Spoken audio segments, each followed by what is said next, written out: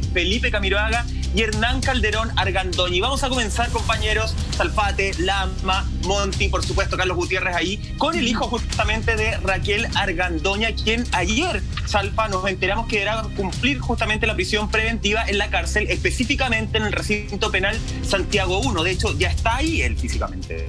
Absolutamente, dándole la bienvenida a todos, queridos compañeros, muy buenas noches y toda la gente que se asoma a nuestra sintonía. Gracias una vez más, Carlos Gutiérrez, por acompañarnos en este tema que ha sido Vox Populi y que nos ayuda de cierta manera a entender cuáles son los procesos, diferenciaciones o equidades respecto a cuando se reparte la justicia proveniendo de donde vengas en términos de lo que se te va a condenar.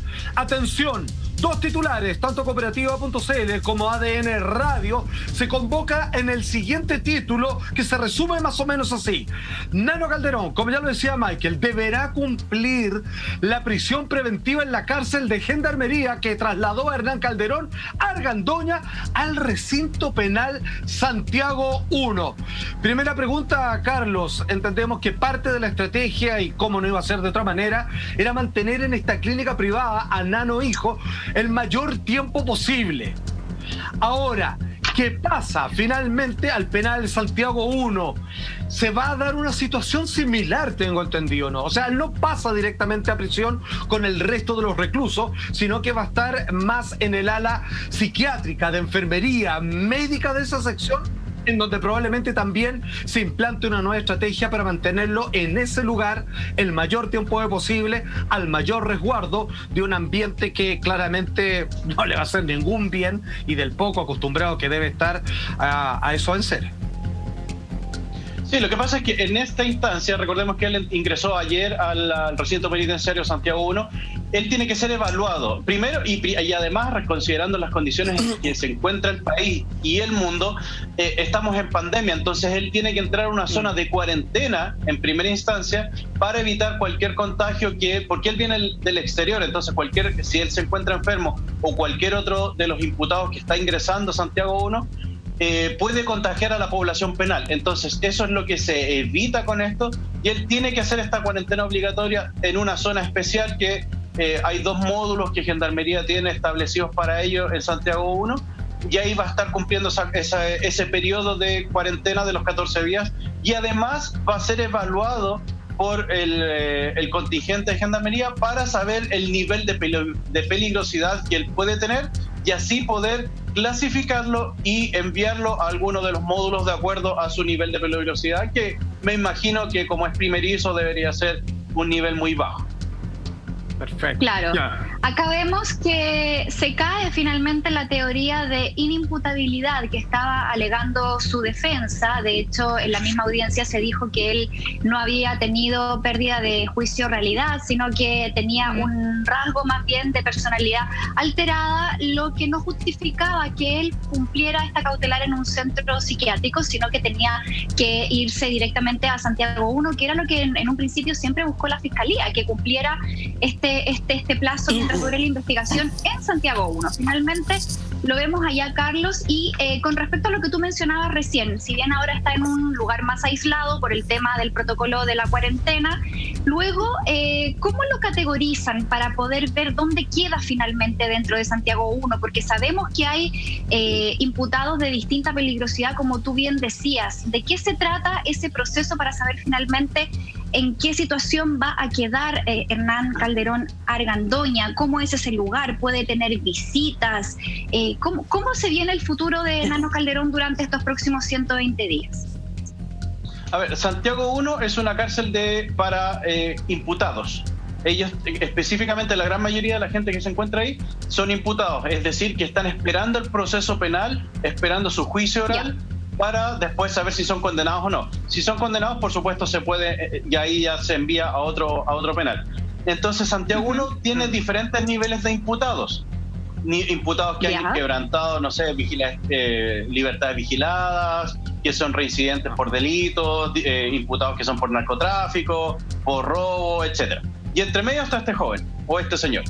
Entonces ahí Gendarmería tiene que clasificarlo a él para saber cuál es su nivel de peligrosidad, para saber en qué módulo le deja. lo deja con los traficantes o con los gángsters, que a él le gusta mucho eso, y cosas así. Entonces, me imagino que por la calidad, por lo que él muestra, es de bajo nivel de peligrosidad, porque es un personaje primerizo, primera vez que está en la cárcel, primera vez que está imputado, no ha cometido otros delitos condenados previamente. No olvidemos que este señor está siendo enjuiciado por el Consejo de Defensa del Estado por las carreras clandestinas y lesiones a carabineros del servicio. No nos olvidemos de eso.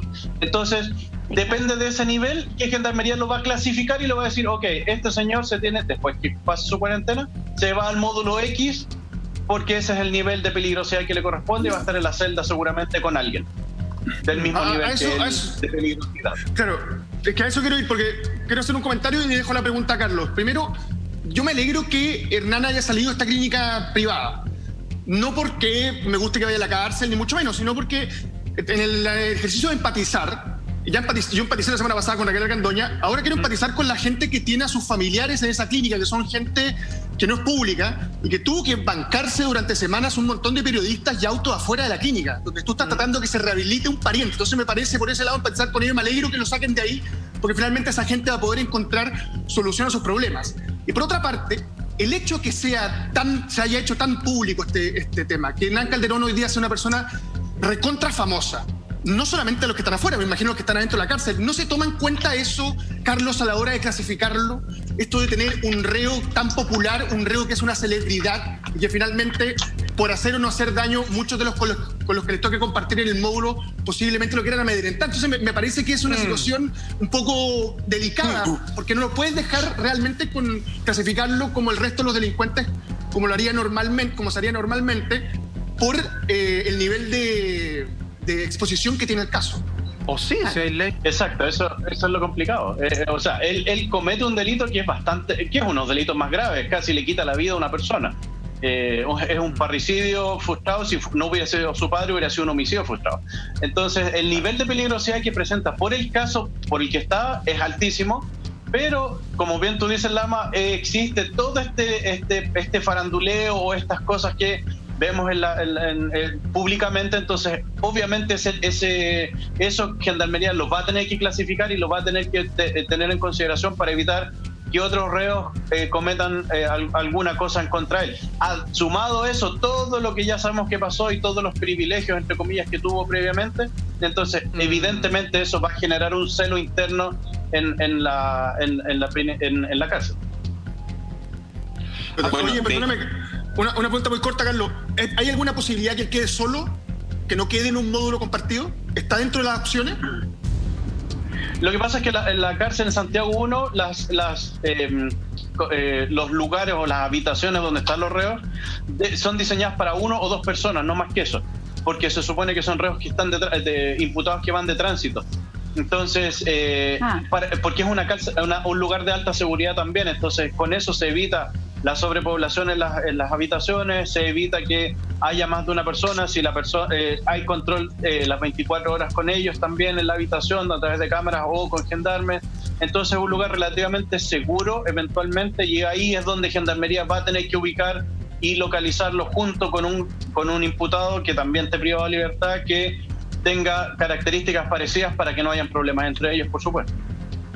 Ustedes estaban hablando, Carlos, hace un rato de la peligrosidad de alguna forma de Hernán Calderón Argandoña y parte de la sentencia de lo que se dictaminó ayer.